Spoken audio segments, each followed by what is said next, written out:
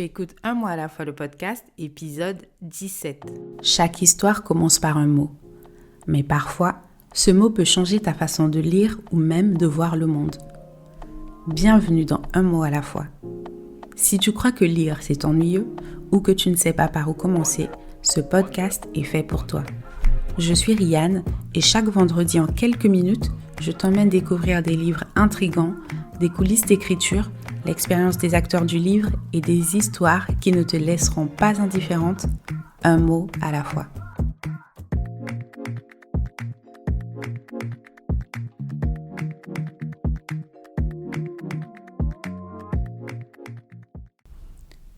Aujourd'hui, c'est un nouvel épisode de Coulisses d'autrice et je vais partager avec toi 3 choses que j'ai apprises en publiant mon tout premier roman, Le goût du silence. Donc, si tu écris, ça pourrait peut-être t'inspirer et si tu lis, tu verras l'envers du décor. J'ai terminé d'écrire Le goût du silence, ou LGS pour les intimes, en octobre 2024. Et déjà, je savais que je voulais l'auto-éditer, pour diverses raisons. Et c'est là qu'a commencé un long parcours vers l'édition. J'ai adoré et stressé en même temps. Alors, 3 choses que j'ai apprises en éditant ce roman. La toute première chose, c'est que publier demande bien plus de logistique que l'écriture. Franchement, je te l'avais dit dans l'épisode où je t'ai parlé de pourquoi j'ai écrit Le goût du silence. Finalement, en fait, éditer le roman après a été beaucoup plus difficile que tout le temps que j'ai mis à l'écrire. Pourquoi ? Eh bien, parce que lorsque tu édites un roman, il faut savoir qu'il y a plein d'étapes à passer. Là, moi, je vais te parler de mon expérience d'auto-édition. Les personnes qui sont passées par des maisons d'édition ont d'autres expériences aussi, mais là aussi, je sais que c'est pas forcément la partie la plus simple. Quoique, des auteurs et autrices qui sont passés par des maisons d'édition en parleront mieux que moi.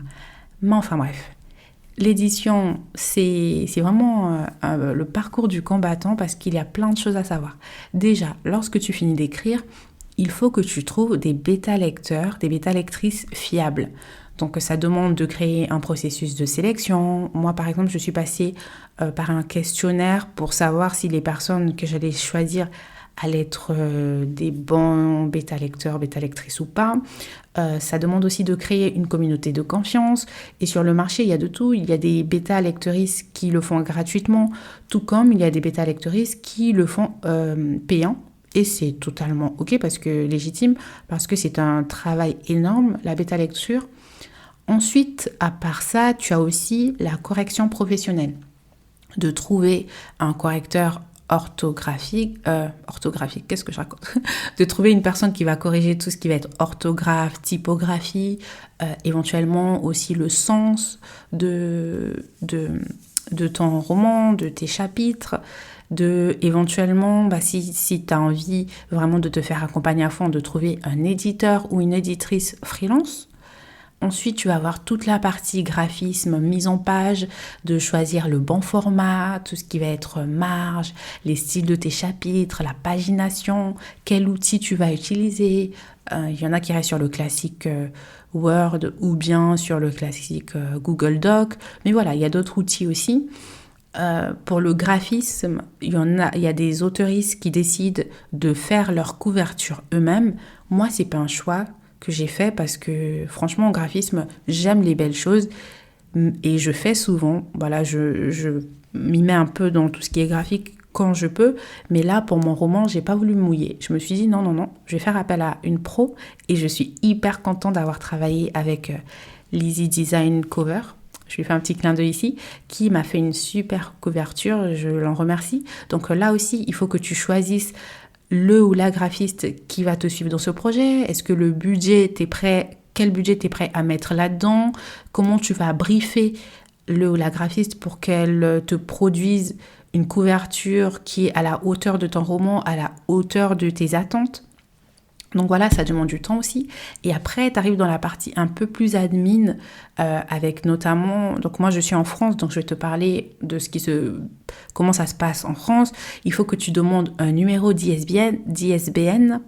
Donc c'est c'est l'identifiant national que chaque livre publié en France doit avoir. Et ça, tu dois le demander auprès d'un organisme qui s'appelle l'AFNIL. Là aussi, il y a des délais. Tu ne vas pas l'obtenir tout de suite. Il y a des délais. Moi, le délai classique, c'était 3 semaines. Non, c'était 6 semaines. Je ne sais plus. Bref, il y a des délais et c'est payant. Je sais que tu peux quand même obtenir ton ISBN aussi avec KDP, Amazon. Je vais te parler d'Amazon un peu plus après, mais tu peux l'obtenir aussi gratuitement sur Amazon. Mais moi, j'ai pas fait ce choix parce que j'ai décidé de m'auto-éditer. Certes, mon roman aujourd'hui, il est sur Amazon, mais je ne vais pas m'arrêter là. Mon but, c'est vraiment que bientôt, je puisse également vendre mon roman sur mon propre site internet. Et pour cela, si tu passes par un ISBN qui t'a été fourni gratuitement par Amazon, tu peux pas le faire. L'ISBN, ça va être uniquement parce que tu imprimes avec Amazon.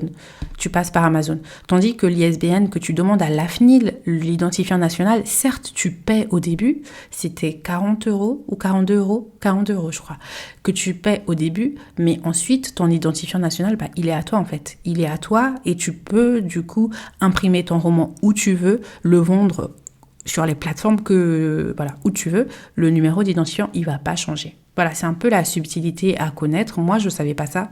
Et en fait, j'ai tout découvert sur le tas, en faisant. Voilà. Ensuite, tu vas aussi avoir sur toute la partie légale, il faut aussi qu'une fois que ton roman sorte, que tu fasses le dépôt légal. Ça, tu dois le faire au niveau de la BNF, c'est la Bibliothèque nationale française. C'est gratuit. Ils t'envoient même une étiquette pour envoyer ton roman. Mais en tout cas, tu dois envoyer ton roman pour qu'il soit archivé à la Bibliothèque nationale de France. Voilà, c'est un truc légal à faire, donc ça, il faut aussi le savoir.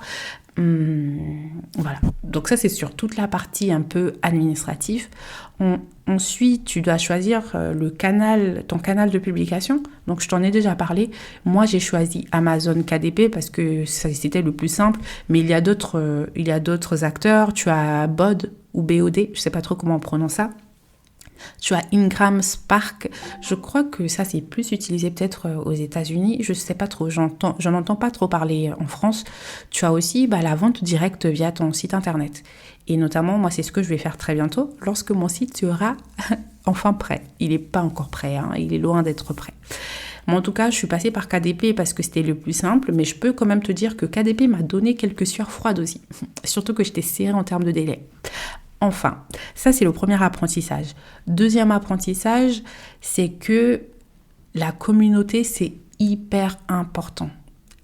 Moi, je travaille dans le marketing et je le savais déjà que construire une communauté, c'était important. Mais je ne me rendais pas forcément compte de la vraie importance d'une communauté en ligne lorsque moi-même, j'ai commencé à construire la mienne autour de mon roman. Et en fait, ça, c'est quelque chose qu'il ne faut pas mettre de côté. Surtout si tu écris pour toi, tu te préoccupes pas de savoir si des personnes vont te lire ou pas, il n'y a pas de souci, ça, c'est pas important. Mais si tu aimerais que ton roman soit lu demain, il faut que tu commences à construire une communauté dès maintenant, même si tu es encore en train d'écrire, même si tu ne sais pas quand tu vas finir d'écrire et tu ne sais pas quand ce roman va être sur le marché, que tu passes par une maison d'édition ou que tu t'auto-édites, c'est hyper important de construire ta communauté. Et moi, je suis vraiment reconnaissante. Je n'ai pas une grande communauté, J'ai une petite communauté, mais je suis vraiment reconnaissante pour ça parce que c'est grâce à ça que j'ai trouvé le nom du roman. J'hésitais avec plusieurs titres et j'ai lancé un sondage sur Instagram et sur TikTok et il y a eu plusieurs votes qui font que le goût du silence aujourd'hui, en fait, c'est un peu vous qui l'avez choisi avec moi. La communauté aussi, ma communauté sur les réseaux sociaux m'a permis aussi de lancer le club de lecture un mois à la fois. Franchement, ça faisait des mois que je tannais tout le monde en disant « Ah, si je lance un club, qu'est-ce que vous en pensez ?» Et le jour où je me suis filmée, j'ai publié la vidéo pour dire que ça y est, je lance le club de lecture. Si ça vous intéresse, venez. Je vous assure que le jour même, j'avais déjà des personnes qui demandaient comment ça se passe, où je m'inscris, etc. Et le club a vu le jour en même pas 10 jours. En même pas 10 jours, c'est incroyable d'avoir une communauté en fait.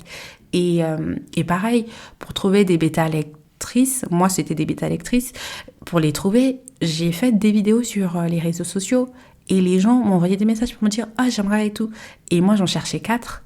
Au final, j'ai eu 10 personnes, des personnes que je connaissais et des parfaites inconnues qui m'ont fait confiance juste en voyant mes posts et j'ai pu sélectionner des bêta-lectrices comme ça. J'ai notamment une bêta-lectrice, vraiment, je la remercie pour tout son travail parce que pareil, ça c'était vraiment bien après, pour ma deuxième sélection de bêta-lectrice. Elle s'est proposée et voilà, et franchement, elle m'a tellement apporté, c'est incroyable. Tout ça grâce à une communauté. Donc vraiment, il faut que si demain tu veux publier ton roman, je dis pas écrire, hein, mais publier, vraiment, il faut que tu aies déjà en tête la notion de construire une communauté, qu'elle soit grande ou petite. Et enfin, le troisième enseignement, le troisième apprentissage que j'ai eu, c'est que publier un livre, c'est aussi accepter de lâcher prise. Parce que lorsqu'on écrit, notre roman, c'est vraiment notre bébé. On est nous, dans notre tête, avec nos personnages, avec notre histoire. Mais une fois que tu as mis un point final, une fois que tu commences à chercher des bêta-lectrices, eh bien là, il faut déjà que tu commences à accepter que ton texte ne t'appartient plus complètement. Que les personnes qui vont lire ton texte vont s'approprier l'histoire. Elles vont peut-être imaginer des choses que toi, tu n'avais pas vues, parce que toi, tu connais ton histoire de A à Z. Mais tes lectrices n'ont pas tes fiches personnages, tes lectrices n'ont pas tes fiches univers, ne savent pas ce que tu voulais. Voilà, tu mets pas tout ce que tu as dans tes fiches de préparation, tu mets pas tout ça dans le roman. Donc, les personnes qui vont te lire vont imaginer des choses que tu n'avais peut-être pas vues. Et il faut aussi accepter ça. Et si tu t'auto-publies, comme moi, il faut aussi accepter que, et même si tu es en maison d'édition, parce que là, tu as un éditeur qui te suit, tu as des équipes de lecture, etc., à un moment donné, tu dois accepter que ton texte ne t'appartient plus complètement, quoi. Moi, par exemple, je sais que j'ai le sens du détail. J'aime bien quand les choses sont bien faites, etc. Je dirais pas que ça frise le perfectionnisme parce que moi, j'attends pas que ce soit parfait pour sortir les choses. Voilà, dès que ça me semble à peu près bien, je vais sortir les choses. Mais quand même, j'aime que les choses soient bien belles. J'ai dû accepter que voilà, mon roman, il sera pas parfait. Qu'il y aura certainement des coquilles.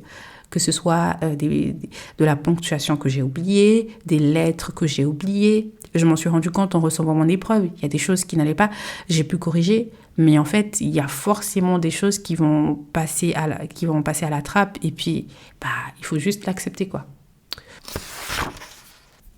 Donc, pour résumer, les 3 choses que j'ai apprises en publiant mon premier roman. La première, c'est que tu sois en auto-édition ou en maison d'édition, c'est que l'édition demande beaucoup de logistique. Il faut être prêt pour ça. La deuxième chose, c'est que la communauté est hyper importante avant même que ton roman soit sur le marché. Et enfin, la troisième chose, publier un livre, c'est aussi lâcher prise. Et toi, quelle est la plus grande chose que tu aies apprise en lançant un projet, quel qu'il soit? Si tu veux découvrir Le Goût du silence, le lien est en description. Et je t'attends vendredi prochain pour te présenter un livre à lire si tu débutes dans la lecture ou bien si tu reprends après une grosse panne de lecture. Merci d'avoir écouté cet épisode. Pour soutenir le podcast, abonne-toi et laisse un avis sur ta plateforme d'écoute. Et si tu veux aller plus loin, découvre mon roman et les clubs de lecture. Les liens sont en description. Je te donne rendez-vous vendredi prochain et d'ici là, viens me dire quel livre tu conseillerais au club un mois à la fois. En attendant, prends soin de toi et profite d'un bon livre. Ciao!